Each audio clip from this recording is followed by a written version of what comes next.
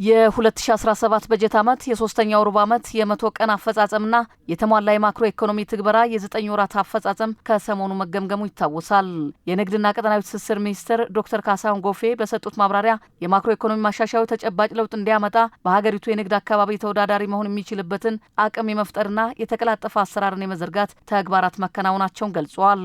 ማክሮ ኢኮኖሚ ማሻሻያውን ተከትሎ ቀዳሚውና በጣም አስፈላጊ ጉዳይ የንግድ ከባቢን ተገማችና ተወዳዳሪ የማድረግ ስራ መስራት ያስፈልግ ነበር።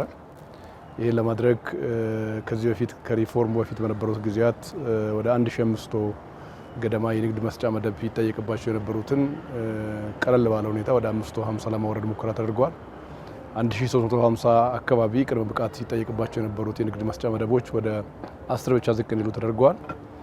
32 አካባቢ ተቋማት ንግድ ቅድመ ብቃት ማራገጫ አገልግሎት ሲሰጡ የነበሩት ወደ 4 ብቻ ለመመለስ ሙከራ ተደርጓል።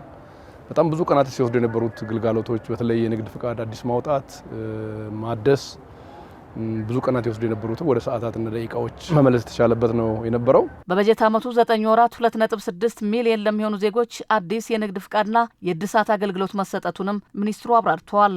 2.6 ሚሊዮን ዜጎች የንግድ ፍቃድ አዲስ እንዲያወጡና እንዲያድሱ ተደርጓል በ9 ወሩ። ባለፈው ሙሉ ዓመት 2.3 ሚሊዮን ነው የነበረው። ከሙሉ ዓመቱ 300 ሺህ ገደማ ይበልጣል። ከአምና ተመሳሳይ ወቅት ጋር ደግሞ 600 ሺህ ብልጫ አለው።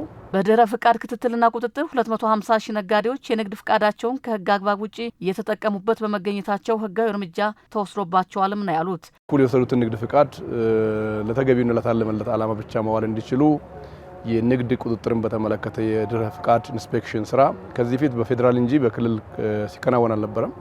ከባለፈው ሐምሌ ጀምሮ ነው እንደ አዲስ የጀመርነው። በ9 ወሩ 2.2 ሚሊዮን ነጋዴ ጋር መድረስ ተችሏል።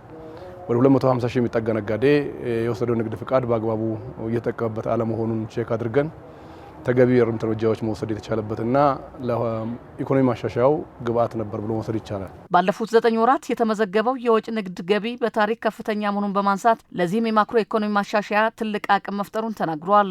የምርት አቅርቦትና ጥራት በማሻሻል እንዲሁም የግብይት ተደራሽነትን በማስፋት የኑሮ ውድነትን ማረጋጋትና የንግዱን ዘርፍ ተወዳዳሪነት ማሳደግ ላይ አመርቂ ውጤቶች መገኘታቸውን ገልጿል።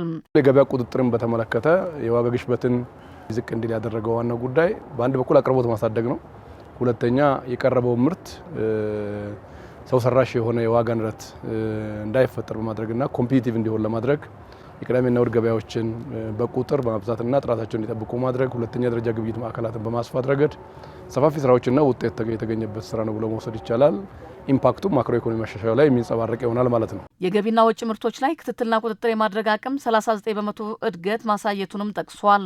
ኢትዮጵያ የዓለም ንግድ ድርጅት አባል ለመሆን የምታደርገው ድርድር ግብ እንዲመታ በትኩረት እየተሰራ ስለመሆኑም ሚኒስትሩ ገልጿል።